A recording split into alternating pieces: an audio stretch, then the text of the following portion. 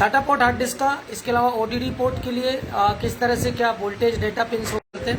तो सबसे पहले मैं आपको ये दिखा रहा हूँ स्कीमेटिक पर। आप देखिए यहाँ पर ये 5 वोल्ट वीएस है और यही सप्लाई क्या होना आपको, ये देखिए यहाँ पर इस तरह से ये आपका, और बाकी 3, 3 और 12 ये सब क्या है नॉट कनेक्टेड, मतलब है नहीं। और इसमें देखिए TX plus, TX minus, RX plus, RX minus, ये 4 कैपेसिटर यहाँ पे लगे हुए हैं और इनकी जो SOC और PCH में जाएगी ये कनेक्टिविटी। इसके अलावा अगर नॉर्थ और साउथ हब आर्किटेक्चर है तो साउथ ब्रिज में ये सारी चीज़ें पहुँचती हैं। तो आइए चलते हैं इसमें, हम इसको देखते हैं वीडियो को कैसे। तो सबसे पहले मैं कुछ बोर्ड्स आपको दिखा दूँ, एकदम सीधा रखना है ना। ये जैसे आपका ये 7 पिन है और ये 15, तो 7 और 15 कितना हो गया 22। तो 7 में पहला ग्राउंड, दूसरा तीसरा डेटा के लिए, फिर आपका जो चौथा ग्राउंड है 5, 6 डेटा और 7वां फिर ग्राउंड, फिर 8 नंबर आएगा, 9 नंबर आएगा, 10 नंबर 3.3, और फिर जो अगला आएगा आपका क्या 11, 12, 13 ग्राउंड, फिर 14, 15, 16 आपका 5 और फिर नॉट कनेक्टेड। अब ये देखिए ये जो आपका डेटा लाइन है, इससे आप देखिए 4 कैपेसिटर यहाँ से कनेक्ट होंगे, तो ये इसके साथ बीप करना चाहिए और फिर जाकर ये क्या होते हैं SOC है तो SOC, PCH है तो PCH में कनेक्टेड होते हैं। एक और बोर्ड आपको दिखाता हूँ मैं, ये अगला बोर्ड देखिए आप, यहाँ भी आप देखेंगे तो वही चीज़ है। इसके अलावा एक और बोर्ड आपको दिखाता हूँ, ये देखिए थोड़ा सा पुराना बोर्ड है, यहाँ पर ये 2 कैपेसिटर इधर है और ये 2 कैपेसिटर इधर है, तो इनकी भी कनेक्टिविटी देखेंगे। इसमें भी 7 पिन का वही कंसेप्ट और आपका 15 पिन। तो सबसे पहले इसमें हम ग्राउंड ढूंढते हैं, तो ग्राउंड के लिए किस तरह से होगा देखिए आप ध्यान से, ये रखा हमने। अब देखिए ग्राउंड, तो ये हमने इसको रखा, यहाँ पे देखिए ग्राउंड, ये बीप आ रही है, ये बीप आएगी, ये बीप आएगी। Yes sir. इसके बाद 8, 9 और 10 क्या है 3.3 वोल्ट है, फिर आपका क्या है 11, 12, 13, तो साथ ये 8, 9, 10, ये 11, ये 12, ये 13। आप ध्यान रखिएगा 14, 15, 16 इन्हीं से काम है अब, है ना, 5 यहीं आना है और फिर ये क्या है NC है। अब ये जो आपका ये जो कनेक्शन है देखिए, 2 कैपेसिटर यहाँ लगे, तो इसको मैं आपको चेक करा देता हूँ। ये इसको मैंने यहाँ पे रखा और ये इस कैपेसिटर के साथ बीप आ गई, आप देख पा रहे होंगे। और ये दूसरा कैपेसिटर इसका ये लगा हुआ, तो ये भी इसके साथ बीप करेगा। और ये देखिए ये वाला, इसको मैंने यहाँ पे रखा और इसको यहाँ पे लगाना, ठीक है, इसको यहाँ पे लगा रहा हूँ मैं, इसको यहाँ दिखाओ, जूम करो यहाँ पे। अब देखिए आप, ये भी क्या होने चाहिए बीप करने चाहिए। कैपेसिटर यहाँ 2 यहाँ दे दिए, 2 यहाँ दे दिए, ठीक है। अगले बोर्ड पर भी यही कहानी होगी। अगला बोर्ड अब मैं इसको ले लेता हूँ, तो इस पर देखिए आप साटा पोर्ट कहाँ पर है, ये साटा पोर्ट, और इसके कैपेसिटर्स भी हमें क्या होना है देखने होंगे। तो यहाँ पर जो साटा पोर्ट है इसमें कैपेसिटर यहाँ पे नहीं दिख रहा है, एक और बोर्ड ले लेता हूँ मैं। एक और बोर्ड दिखा देता हूँ मैं आपको, देखिए ये है बोर्ड। अब देखिए 4 कैपेसिटर यहाँ लगे, तो ये 4 के साथ बीप करना चाहिए। अब देखिए यहाँ पर पहली पिन ग्राउंड है, इसको ऐसे पकड़ो, इस हाथ से पकड़ो तुम। पहली पिन ग्राउंड है तो पहले ग्राउंड को पकड़ते हैं, ये रखा हमने, तो ये ग्राउंड बजना चाहिए। तीसरा ग्राउंड होगा कि चौथा ग्राउंड होगा, चलिए अच्छा याद तो है आप लोगों को, चौथा ग्राउंड। फिर 7वां ग्राउंड होगा, यस सर। ये 7वां ग्राउंड।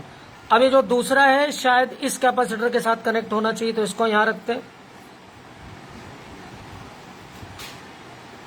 ये रखा हमने, और इसके साथ क्या आना चाहिए, इसमें बच गई, यस सर। फिर तीसरे के साथ भी पाना चाहिए, आ गई, यस सर। फिर आपका फिर ये 2 कैपेसिटर इसके साथ भी पानी चाहिए, आ गई, यस सर। और ये 2 कैपेसिटर अगला इसके साथ क्या आना चाहिए, बीप आनी चाहिए, बीप आनी चाहिए, ठीक है। तो ये 4 कैपेसिटर यहीं के यहीं मिल गए, किसी में यहाँ मिल जाएंगे, किसी में 2 यहाँ और 2 कहाँ मिल जाएंगे, यहाँ पे मिलेंगे, ठीक। तो ये आपका साटा पोर्ट है। ये नॉर्मली क्या है 7 और 15 क्या है, ये 22 है। इसके अलावा जो ऊपर नीचे पिन होते हैं उसके भी मैं वीडियो और बनाऊंगा, और इस पर फुल डिटेल आगे हम क्या करेंगे आगे और इसको समझेंगे। तो अब मैं इसके ग्राउंड इसके भी चेक करा दूं आपको, पकड़ो। अब इसमें क्या अगला पिन ग्राउंड कौन सा होगा, 8, 9 और 10, 8 9 और 10 क्या है 3.3। तो इसमें आपका 11 12 और 13, तो 8 जूम करना 9 10, तो 11 नंबर क्या होना चाहिए ग्राउंड। 11 नंबर क्या होना चाहिए, देखिए ग्राउंड से बज रहा है। 12 नंबर ग्राउंड होना चाहिए, बज रहा है। 13 नंबर ग्राउंड होना चाहिए, बज रहा है। इसके बाद अगला कोई सा ग्राउंड है, फिर आपका क्या होगा, आपका 14 15 5 वोल्ट है। और ये जो लास्ट के 20 21 22 एलसी है, ये नहीं बजने चाहिए। तो आपका जो मेन आप ध्यान रखिएगा कि यहाँ से 7 हो गए, 8 9 10, ये 3.3, 11 12 13, तो इधर से 14वां पिन, मतलब दोनों तरफ से एक सेंटर पिन आप ले लीजिए, उस पर वोल्टेज आपको चेक करने हैं। अगर ये बोल्ट मिस है, और ये बोल्ट कहाँ से आते हैं, इस पर मैं अगला वीडियो बनाऊंगा कल, उसमें मैं आपको इसको और डिटेल से समझाऊंगा कि किस तरह से ये काम होता है। एक और बोर्ड में मैं आपको ये चीजें दिखा देता हूँ, और नहीं ये पीसीबी है।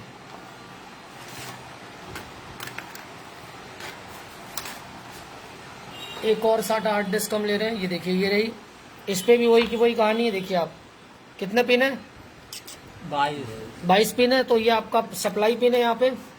तो पहला क्या होगा ग्राउंड, तो ग्राउंड पकड़ते हैं, ग्राउंड बीप होना चाहिए, ग्राउंड क्या होना चाहिए। इसके बाद फिर 2 3 नहीं होगा, फिर क्या होगा चौथा नंबर ग्राउंड, फिर 5 6 नहीं होगा, 7वां नंबर ग्राउंड आ गया। फिर आपका 8 9 10 11 सप्लाई है। फिर आपका 12 नंबर क्या होना चाहिए ग्राउंड, 12 13 14, और फिर क्या होगा कोई ग्राउंड नहीं होगा। क्लियर हो गया। तो ये आपको डाटा और आपकी पावर सप्लाई। तो पावर सप्लाई के लिए मोस्टली 5 वोल्ट यूज होता है, ये चीज आप याद रखिएगा, ठीक है। तो 5 वोल्ट का ही आपको ध्यान रखना है। तो ये आपको इस तरह से चीजें। अगली चीज, अगर SATA पोर्ट में डाटा पाथ, अब डाटा के लिए आपको कहाँ जाना पड़ेगा, पीसीएच पे।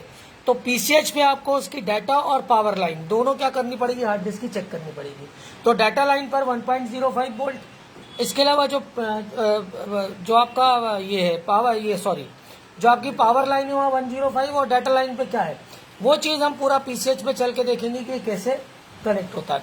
तो यहाँ पर आपको ये चीज पकड़ना आना चाहिए कि कौन सा वोल्ट है, कौन सा डाटा है, कौन सा क्लॉक है, और इसके साथ लगे कैपेसिटर। अब इसके साथ देखिए आपको यहाँ पर 2 कैपेसिटर नजर आ रहे हैं। तो यहाँ पर मुझे कैपेसिटर ढंग से दिख नहीं पा रहे हैं, ठीक है। तो हो सकता है कहाँ पर हो वो यहाँ पर हो, तो इनको यहाँ से क्या करना पड़ेगा, आपको सर्च करना पड़ेगा। अगर 2 यहाँ नहीं मिले, यहाँ 2 मिलने चाहिए, तो वो 2 भी हम ढूंढेंगे। यहाँ पर यहाँ हो सकते हैं, यहाँ कई बार यहाँ भी लगा देता है, ठीक है। तो ये हार्ड डिस्क कवर डिटेक्ट नहीं हो रही है, तो आपको ये कैपेसिटर देखने, पीसीएच की बेसिक रिक्वायरमेंट देखनी है। SATA पोर्ट तब चेक करते हैं जब हार्ड डिस्क क्या नहीं हो रही है, डिटेक्ट नहीं हो रही। कर लो, हार्ड डिस्क जब डिटेक्ट नहीं होती, तो हार्ड डिस्क डिटेक्ट नहीं होती तो सबसे पहले सप्लाई चेक करें। 3.3 वोल्ट ये ऑप्शनल है, तो देखिए 3.3 वोल्ट ऑप्शनल है। मेन सप्लाई क्या है 5 वोल्ट, ये मैंडेटरी है, मतलब कंपलसरी है, ये होना ही होना। इसके अलावा सप्लाई एक्यूरेट। अब यहाँ पर अगर 5 वोल्ट नहीं आ रहा है, देखिएगा ध्यान से, मैं इसको भी समझा देता हूँ। अब यहाँ पर अगर 5 वोल्ट नहीं आ रहा है तो क्या क्या दिक्कतें होंगी।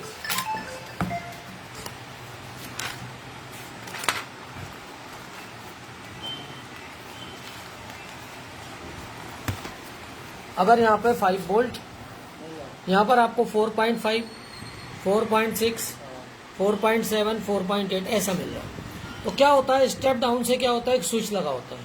क्या लगा होता है, स्टेप डाउन से 5 वोल्ट आया, फिर एक डायोड लगाया, मॉसफेट लगाया, यहाँ पर क्या दिया 5 वोल्ट दिया, यहाँ पर हमें क्या चाहिए 5 वोल्ट वीएस, ऐसा कन्वर्ट कर लेते हैं, ठीक। और इसके गेट को क्या कर देते हैं, हाई कर देते हैं। तो गेट पे क्या आता है 19 वोल्ट आ सकता है, वोल्टेज डिवाइडर लग सकता है, 13 वोल्ट आ सकता है, डिपेंड करता है कि स्कीमेटिक क्या है। तो अब इसके पीछे कोई लॉजिक भी लगा सकता है, 2 मॉसफेट, डुअल मॉसफेट, 6 पिन का मॉसफेट, लॉजिक भी चला सकता है, कुछ भी कर सकते हैं वो, ठीक है। अब अगर गेट पर, अब अगर आपका स्टेप डाउन से यहाँ पर 4.6 है, तो ऑब्वियसली यहाँ पर क्या निकलेगा 4.6। तो दिक्कत कहाँ पर है, इस कंडीशन में आपको स्टेप डाउन की क्या बदलनी पड़ेगी, आईसी चेंज करनी पड़ेगी। क्या चेंज करनी पड़ेगी, स्टेप डाउन की आईसी चेंज, जो भी गारंटेड बता रहा हूँ, ठीक। अब अगर ये यहाँ पर 5 आ रहा है और यहाँ पर 4.6 निकल रहा है, तो गेट की बाइसिंग को चेक करो। जो वोल्टेज डिवाइडर का जो लोअर मॉसफेट है, सेकंड मॉसफेट है, उसकी वैल्यू क्या हो गई होगी, गड़बड़ हो गई होगी। तो गेट पर क्या होता है, उस हिसाब से क्या कर रहा है, स्विचिंग करा रहा है, इसकी ड्यूटी साइकिल को उस हिसाब से अप डाउन कर रहा है। तो अगर यहाँ पर 5 है और यहाँ पर क्या आ रहा है आपको, यहाँ पर देखो, यहाँ पर यहाँ पर अगर आपको 4.6 मिल रहा है तो गेट की बाइसिंग और ये मॉसफेट भी आपको क्या करना पड़ सकता है, चेक करना पड़ सकता है। क्लियर हो गई? ड्यूटी साइकिल बताई थी मैंने, तो ये आपको चेक करना। तो ये बहुत जरूरी चीज है, ये आपको ध्यान रखना है। यहाँ पर 4.7, 4.8, अब होगा क्या, आप हार्ड डिस्क लगा रहे हो, हार्ड डिस्क डिटेक्ट नहीं हो रही। क्या नहीं हो रही है? अब हार्ड डिस्क डिटेक्ट नहीं हो रही। अगर यहाँ पर 4.6 वोल्ट आ रहा है तो आपके डिस्प्ले पे कोई फर्क नहीं पड़ने वाला। डिस्प्ले आएगा, लैपटॉप प्रॉपर चलेगा। एक ऑप्शन ये है कि आप इन झंझटों में नहीं पढ़ना चाहते, ओडीडी है उसमें, तो आप कस्टमर से पूछ के क्या कर दो कि भैया डीवीडी राइटर नहीं चलेगा, उसकी जगह केडी या केस लगा के क्या कर दो, हार्ड डिस्क उसमें लगा दो, ये कर सकते हो। या फिर जब आप पीसीएच में जाओगे तो पीसीएच में 4 पिन काहे के लिए होंगे, हार्ड डिस्क के लिए, और 4 पिन काहे के लिए होंगे, ओडीडी। तो अब आपको क्या करना है, सिंपल फंडा। अगर वोल्टेज की दिक्कत नहीं है, वोल्टेज ओके है, तो आप क्या करोगे, अगर ये आपको क्या लग रहा है, डाटा लाइन में दिक्कत लग रही है, इसमें दिक्कत लग रही है, तो ये चारों पिनों को क्या कर दो, आप इससे जोड़ दो। ओडीडी लाइन पे क्या हो जाएगा, आपकी हार्ड डिस्क चलना क्या हो जाएगी, मतलब इस पे आप लगाओगे, यहां से के थ्रू क्या होती रहेगी, चलती रहेगी। ये एक ऑप्शन आप यूज कर सकते हो। समझ रहे हो ना? कस्टमर को क्या पता चलना, कस्टमर को तो बाहर क्या लगा दोगे आप, बता के लगाओ, गलत काम किसी के साथ मत करो। ये क्लियर हुआ? अभी मैं आपको कल के वीडियो में इसको बताऊंगा कि पीसीएच पे आपको इसको कैसे ढूंढना है। इसके अलावा हार्ड डिस्क का डिटेक्शन पावर सप्लाई के कारण या क्या होगा, डाटा के कारण हो सकता है। ठीक है, अब 5 वोल्ट पावर का मॉसफेट आपको, अब देखिए आप पूछ रहे थे पावर मॉसफेट क्या होते हैं, लॉजिकल मॉसफेट क्या होते हैं। पावर जो स्विचिंग करा रहे हैं, और लॉजिकल मॉसफेट ही इस तरह के नॉर्मल मॉसफेट्स होते हैं। ठीक है, तो 2 प्रॉब्लम आती है हार्ड डिस्क में। हार्ड डिस्क लगाई, हार्ड डिस्क क्या करी आपने, जैसे ही आपने हार्ड डिस्क लगाई क्या हुआ, लैपटॉप क्या हुआ, ऑन हुआ, और ऑन होकर क्या हो गया, ये प्रॉब्लम आएगी। इसके अलावा आपका क्या होगा, अगर ये हो रहा है, हार्ड डिस्क लगाते ही बोर्ड ऑन होके ऑन होता है और ऑफ हो जाता है, तो आपको 5 वोल्ट को क्या करना है, चेक करना है। ये 5 वोल्ट क्या हो रहा होगा, ड्रॉप हो रहा होगा। अक्सर ये प्रॉब्लम आती है। ठीक है, 5 वोल्ट क्या होता है, अगर ड्रॉप नहीं हो रहा है तो रन पावर मॉसफेट से लेकर स्टेप डाउन तक पूरा आपको क्या करना पड़ेगा, चेक करना पड़ेगा।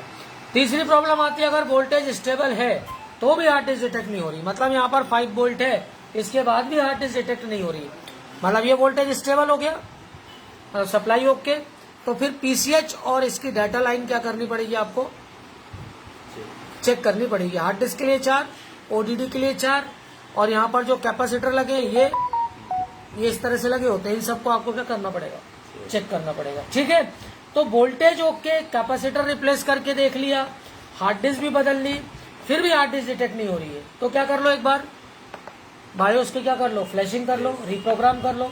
अभी भी प्रॉब्लम सॉल्व नहीं हो रही है तो हार्डवेयर के कंट्रोलर पे जाएं, जो पीसीएच है और क्या है आपका, साउथ ब्रिज।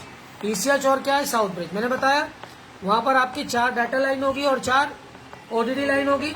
इसके अलावा इसकी क्या करेंगे, आप सप्लाई लाइन को चेक करेंगे कि इसकी रिक्वायरमेंट पूरी हो रही कि नहीं, इसके पास के कंपोनेंट प्रॉपर है या नहीं। तो इस तरह से आपको स्टेप बाय स्टेप क्या करना है, चीजों को आगे लेके जाना है। तो ये हार्ड डिस्क का एक नॉर्मल वीडियो था, इसका कंप्लीट वीडियो हम कल क्या करेंगे, इसको खत्म करेंगे। क्लियर है कहानी?